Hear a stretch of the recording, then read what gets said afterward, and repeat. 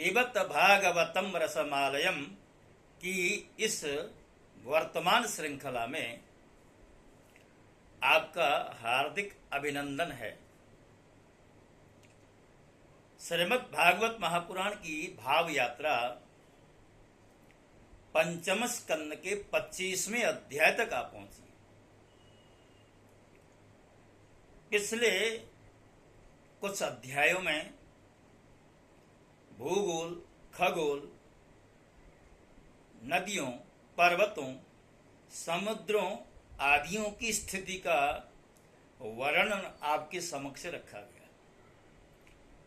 और जो पिछला जो 24वां अध्याय था उसमें पृथ्वी के नीचे अतल, वितल, सुतल, तलातल, महातल, रसातल और पाताल आदि 7 लोकों की चर्चा की गई। आज जो है उस पाताल से भी नीचे कोई लोक है जिस लोक की यहाँ पर चर्चा होने जा रही है और उसके साथ साथ श्री संकर्षण देव की स्तुति और उनका विवरण भी दिया जा रहा है। अब प्रश्न यही उठता है बार बार कि इन विषयों की चर्चा से भगवान की भक्ति से क्या लेना देना। जैसा कि हम बार बार आपसे निवेदन कर रहे हैं, ये जितने भी पाताल आदि लोक हैं, ऊपर के जो लोक हैं, चाहे पृथ्वी हो, समुद्र हो, पर्वत हो, नदियां हो, इन सभी की चर्चा से भगवान की ही चर्चा हो जाती है। तो ये तो बार बार आपसे कहा जा चुका है। अब आज का जो प्रसंग है आपके समक्ष निवेदन मैं कर रहा हूं। महात्मा सुखदेव जी कहते हैं, राजन, पाताल लोक के नीचे 30,000 योजन की दूरी पर अनंत नाम से विख्यात भगवान की तामसी नित्य कला है। यह अहंकार रूपा होने से दृष्टा और दृश्य को खींच करके एक कर देती है। इसलिए पांचरात्र आगम के अनुयायी भक्तजन इसे संकर्षण कहते हैं। इन भगवान अनंत के 1000 मस्तक हैं। उनमें से एक पर रखा हुआ यह सारा भूमंडल सरसों के दाने के समान दिखाई देता है। प्रलय काल की घड़ी उपस्थित होती है, उस समय इन्हें इस विश्व का उपसंहार करने की इच्छा होती है। तब इनकी क्रोधवश घूमती हुई मनोहर भ्रिकुटियों के मध्य भाग से संकर्षण नामक रुद्र प्रकट होते हैं। उनकी व्यूह संख्या 11 है। वे सभी 3 नेत्र वाले होते हैं। हाथों में 3 नोकों वाले शूल लिए रहते हैं। अब 3 नोक हैं, इसलिए उस आयुध विशेष का नाम त्रिशूल कहा जाता है। भगवान संकर्षण के चरण कमलों के गोल गोल स्वच्छ और अरुण वर्ण नखमणियों की पंक्ति के समान देदीप्यमान हैं। जब अन्य प्रधान भक्तों के सहित अनेकों नागराज अनन्य भक्ति भाव से उन्हें प्रणाम करते हैं, तब उन्हें उन नखमणियों में अपने कुंडल कांति मंडित कमनीय कपोलों वाले मनोहर मुखार बिंदों की मनोमोहिनी झांकी होती है और उनका मन आनंद से भर जाता है। अनेकों नागराजों की कन्याएं विविध कामनाओं से उनके अंगमंडल पर चांदी के खंभों के समान सुशोभित उनकी वलय विलसित लंबी लंबी श्वेत वर्ण सुंदर भुजाओं पर अर्गजा, चंदन और कुमकुम पंख का लेपन करती। उस समय अंगस्पर्श से मथित हुए उनके हृदय में काम का संचार हो जाता है। तब वे उनके मदविह्वल सकरुण अरुण नयन कमलों से सुशोभित तथा प्रेम मद से मुदित मुखार बिंद की और मधुर मनोहर मुस्कान के साथ सलज्ज भाव से निहारने लगती हैं। वे अनंत गुणों के सागर आदिदेव भगवान अनंत अपने अमरस अर्थात असहनशीलता और रोष के वेग को रोके हुए वहां समस्त लोकों के कल्याण के लिए विराजमान हैं। देवता, असुर, नाग, सिद्ध, गंधर्व, विद्याधर और मुनिगण भगवान अनंत का ध्यान करते हैं। उनके नेत्र निरंतर प्रेम मद से मुदित, चंचल और विह्वल होते हैं। वे सुललित वचनामृत से अपने पार्षद और देवयुथकों को संतुष्ट करते रहते हैं। उनके अंग पर नीलांबर और कानों में केवल एक कुंडल जगमगाता है।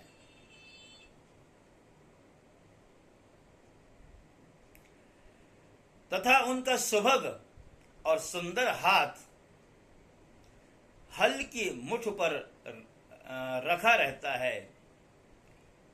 वे उदार लीलामय भगवान संकर्षण गले में वैजयंती माला धारण किए रहते हैं, जो साक्षात इंद्र के हाथी ऐरावत के गले में पड़ी हुई सुवर्ण की माला धारण किए रहते हैं,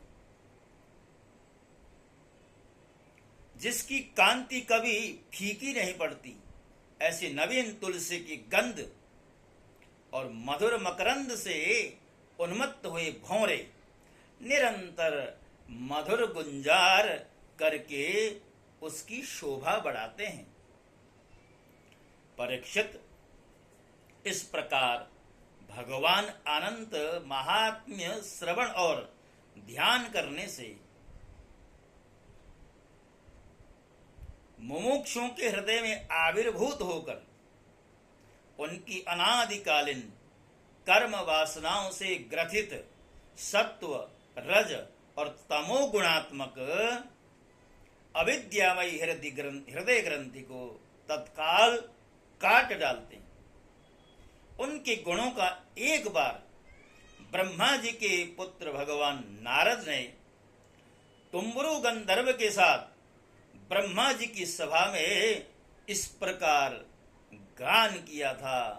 उत्पत्ति स्थिति लय हेतवोस्य कल्पाः सत्वाद्याः प्रकृति गुणा यदि क्षया सन् यद्रूपं ध्रुवमकृतं यदेकमात्मन् नानाधात् कथमुह वेद तस्य वर्त्म।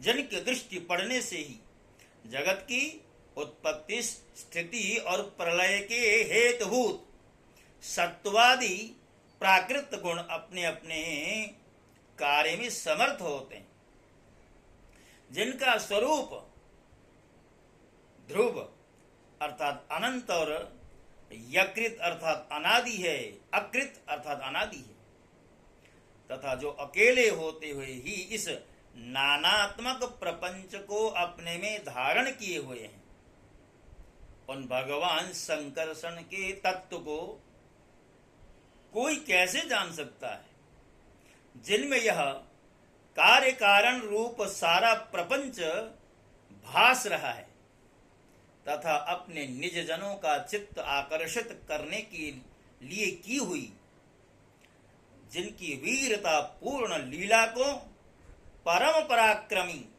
सिंह ने आदर्श मानकर अपनाया है, उदार वीर्य संकर्षण भगवान ने हम पर बड़ी कृपा करके यह विशुद्ध सत्वमय स्वरूप धारण किया है।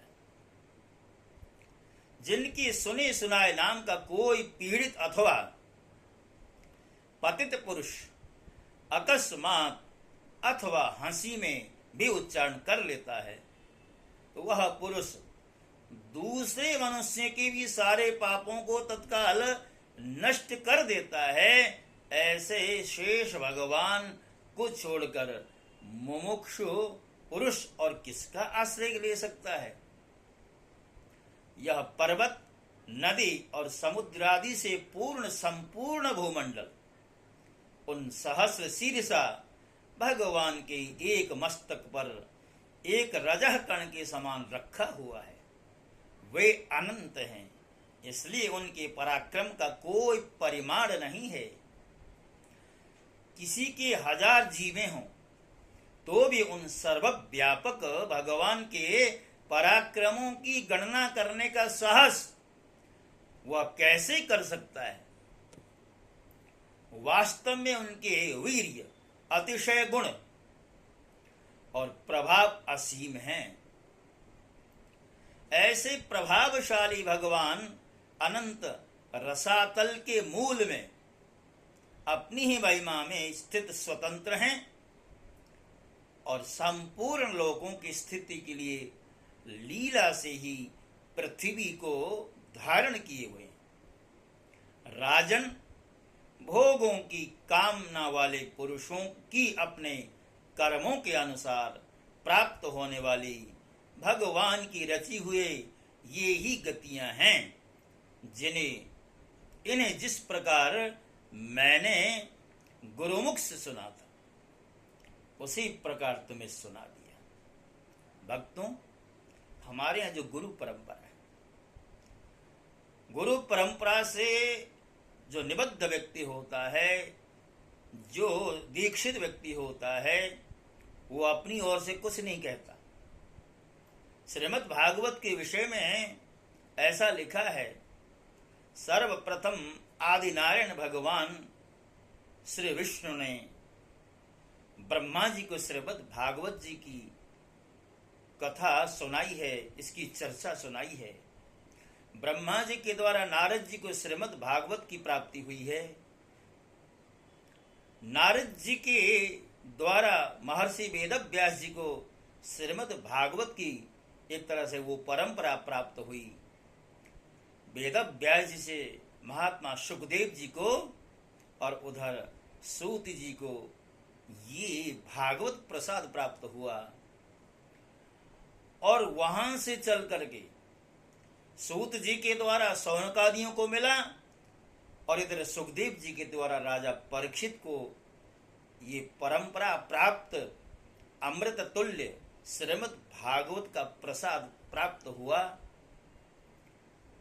और आज इसकी परंपरा का इतना विस्तार है कि जगह जगह पर श्रीमद् भागवत की कथा का गायन हो रहा है।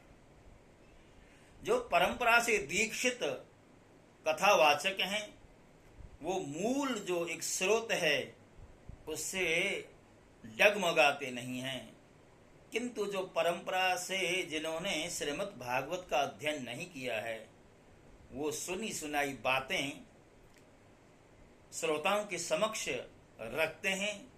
कुछ अपनी कहानी भी उसमें जोड़ देते हैं, कुछ बाह्य अनाप शनाप प्रसंगों को भी जोड़ करके जैसे वो कथा चिकनी चुपड़ी बने। तो इसी तरह कथा का गायन हो रहा है। अब कलयुग का अपना प्रभाव है। कलयुग में ऐसा देखा जाता है कि प्रायः जो मूल परंपरा है वो कम दिखाई पड़ती है। गुरु परंपरा से अध्ययन आदि प्राप्त करके तैयार हुए वक्ता लोग कम दिखाई पड़ते हैं।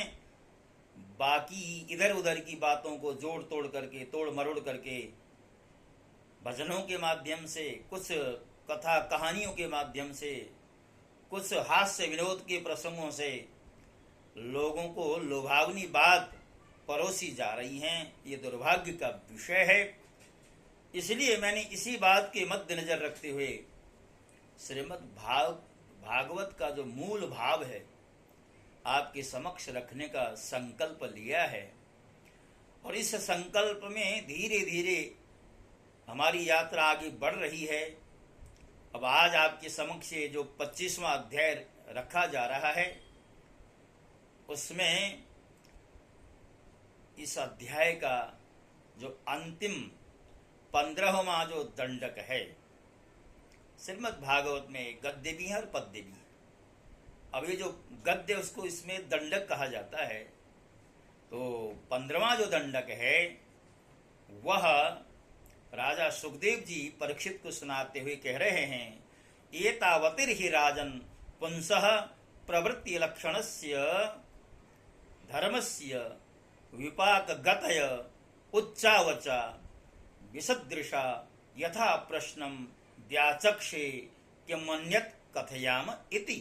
अर्थात मनुष्य को प्रवृत्ति रूप धर्म के परिणाम में प्राप्त होने वाली जो परस्पर विलक्षण ऊंची नीची गतियां हैं वे इतनी ही हैं। इन्हें तुम्हारे प्रश्न के अनुसार मैंने सुना दिया है। अब बताओ क्या सुना? श्रीमद् भागवत की विलक्षण जो महिमा है, जो महात्म्य है, जो विलक्षण प्रसंग है, उन प्रसंगों को न केवल सुनना है अपितु समझना भी है। और राजा परीक्षित एक तरफा श्रोता नहीं है, वो मात्र सुनते चले जा रहे हैं, ऐसा नहीं है। वो तो समझते हुए उसकी गहनता का विचार करते हुए आगे बढ़ रहे हैं। और आगे 10वां स्कंद जब आरंभ होने लगता है तो वहां पर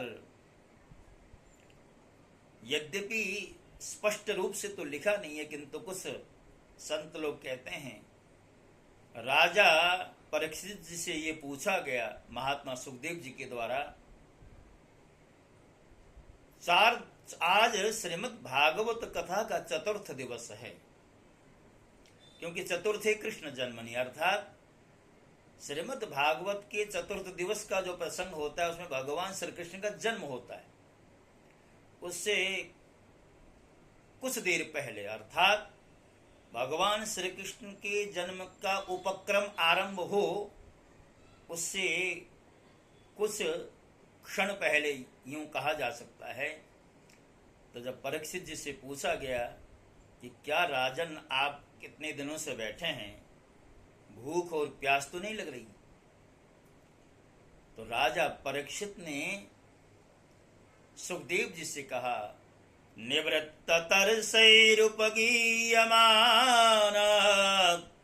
भवौ सदा श्रोत्र मनोभिरामां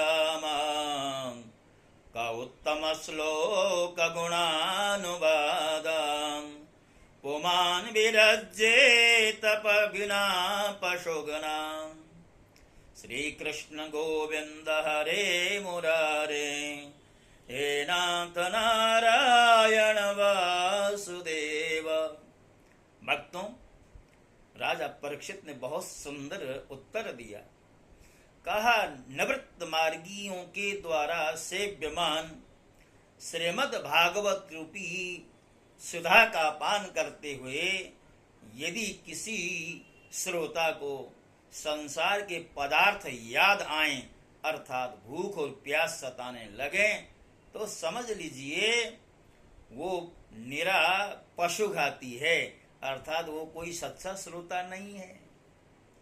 कोई पशुघाती ही, कोई आत्मघाती ही ऐसा सोच सकता है कि कई दिन हो गए कथा सुनते सुनते, अब तो थोड़ा सा शरीर का भी ध्यान रखना पड़ेगा, स्वास्थ्य का ध्यान रखना पड़ेगा, कुछ अन्न पान आदि ग्रहण करना पड़ेगा। ये सोच उनकी होती है जिनके ऊपर भगवान की कृपा नहीं होती। तो राजा परीक्षित ने दिव्य उत्तर दिया। तो ऐसी निष्ठा श्रोताओं की होनी चाहिए।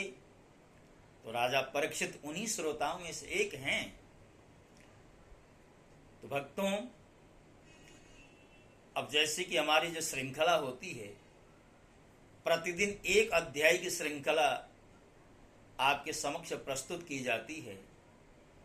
अब आज की जो श्रृंखला है वो आपके समक्ष रखी जा चुकी है। अब देखिए, ये जो श्रीमद् भागवत कथा है, इसका जो शीर्षक है मैंने पिछले कुछ श्रृंखलाओं से बदल दिया है। अब इस शीर्षक का जो नूतन नाम है, आप सबको पता है, सबको मालूम है कि हे सज्जनों, श्रीमद् भागवत रूपी जो वेद रूपी वृक्ष से परिपक्व होकर के तैयार फल है, उसका हम सब ने पान करना, इसको पीना है। इसलिए इसका हमने शीर्षक भी उसी के अनुसार रख दिया है। निगम कल्पतरोर्गलितं फलं शुकमुखादमृतद्रव संयुतं पिबत भागवतं रसमालयम् मुहुरहो। देखिए, ये जो श्लोक है, मुहुरहो रसिका भुवि भाव का ये चतुर्थ पद है, और इसका तीसरा जो पद है वह है पिबत भागवतम रसमालयम, अर्थात श्रीमद् भागवत का रस पियो। कब तक पियो? आलयम, जब तक भगवत कृपा न प्राप्त हो जाए, जब तक मुक्ति प्राप्त न हो जाए। इसलिए जो तीसरा पद बहुत ही महत्वपूर्ण है, इसलिए हमने अपना शीर्षक भी इसी के नाम से रख दिया है, पिबत भागवतम रसमालय। जब कभी आप YouTube में कार्यक्रम खोज रहे होते हैं, वहां यदि आपको पिबत भागवतम रसमालयम या शास्त्री प्रेम नारायण जो भी कुछ शब्द अथवा वाक्य दिखाई पड़े, आप तत्काल मेरे चैनल को सब्सक्राइब कर दीजिए। और आप यदि ऐसा करते हैं तो मैं आपको सबसे बड़ा अपना सहयोगी मान सकता हूं, क्योंकि सबसे बड़ा दानी कौन है? जो श्रीमद् भागवत की कथा का गायन करते हैं अथवा सुनते हैं, दोनों ही दानी कहलाते हैं। तो ये जो दान प्रसंग है, इसमें आपका भी सहयोग मिले, और आपसे कोई आर्थिक सहयोग नहीं, अपितु तो आपसे मात्र चैनल के उस सब्सक्राइब के बटन को दबाना भर है। हाँ, बेल का आइकन दबा दीजिए, तो आगे आगे जो भी कुछ यहाँ से हमारे कंटेंट प्रसारण किए जाएंगे, प्रसारित किए जाएंगे, वो आप तक पहुँच जाएंगे, नोटिफिकेशन प्राप्त हो जाएगा। तो इन्हीं